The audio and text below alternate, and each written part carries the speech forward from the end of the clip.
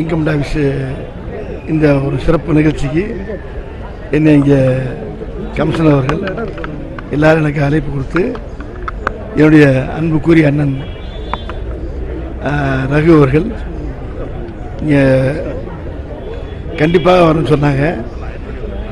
எனக்கு ஒரு 4 நாளைக்கு முன்னாலே பொங்கல் வந்து ஒரு ஃபீல் வந்துருச்சு. எனக்கு இங்கே வந்து இந்த விழாவை கொஞ்சம் மக்களாக சேர்ந்து சிறப்பாக பண்ணணுங்கிற எனக்கு ஒரு ஆசை இருந்துச்சு. அந்த ஆசையை இந்த அளவு மூலியமாக இங்கே வந்து சிறப்பாக பண்ணிட்டு இருக்கணும்னு என்ன முடிஞ்சு. பொங்கல்னாலே ஜல்லிக்கட்டு தான் மதுரையில். ஆமாம், அங்கே பார்க்க உங்களை எதிர்பார்க்கலாமா? ஐயா, மாடு பிடிக்கிற அளவுக்குலாம் நான் கிடையாது. நீங்கள் மாடு பிடிக்கிறது வேணா பார்க்கலாமா? எங்கிட்ட பிடிக்கிறது மாடை அதில் கொண்டு தள்ளி விட்டு போயிடாதீங்க. பார்க்க வருவீங்களா? இல்லை, மாடு பார்க்க முடிஞ்சா அங்கே போவேன். இல்லைன்னா அந்த பொங்கலை முடிச்சுட்டு திருப்பி சென்னைக்கு போகணும். நிறைய வேலை இருக்குது. இல்லை, உங்களுக்கு முன்னாடி ஜல்லிக்கட்டு மாடு பிடிச்ச அனுபவம்லாம் இருக்குது. அதுவும் அப்படிதான் மாடை பார்த்து ஓடி இருக்கணும், பிடிச்சவனும் கிடையாது. அது எங்கே வருது யாருக்கு தெரியும். இப்போ எல்லாம் மாடு கொஞ்சம் கண்ட்ரோலாக வர்றாங்க. அப்போல்லாம் மாடு இங்கிட்ட பேசிக்கிட்டு பின்னால் அவனுக்கு குத்தி தீட்டு போயிடும். எப்போல்லாம் கண்ட்ரோல் இல்லாமல் இருந்துச்சு. இப்போ நல்லா கண்ட்ரோலோடு போய்கிட்டு இருக்குல்ல. ஜல்லிக்கட்டு ரொம்ப சிறப்பாக அழகாக இன்றைக்கி பெரிய லெவலில் போய்கிட்டு இருக்குல்ல.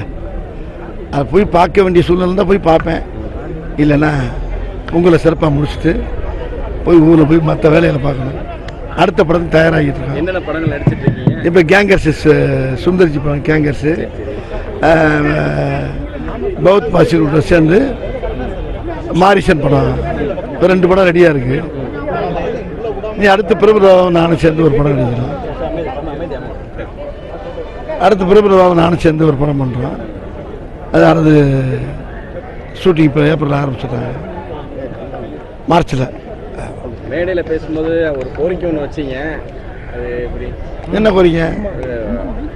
டாக்ஸ் எல்லாம் அதிகமாக இருக்க மாதிரி ஃபீல் பண்ணுறீங்க. கொஞ்சம் ஏழைகளுக்கு கொஞ்சம் பார்த்து போடுங்கன்னு. அது ஒன்றும் ஜாலியான மட்டும் தானே. அதான் என்ன கோரிக்கை? வடிவேல் சொன்னால் அது தப்பு இல்லை. என்ன சார்?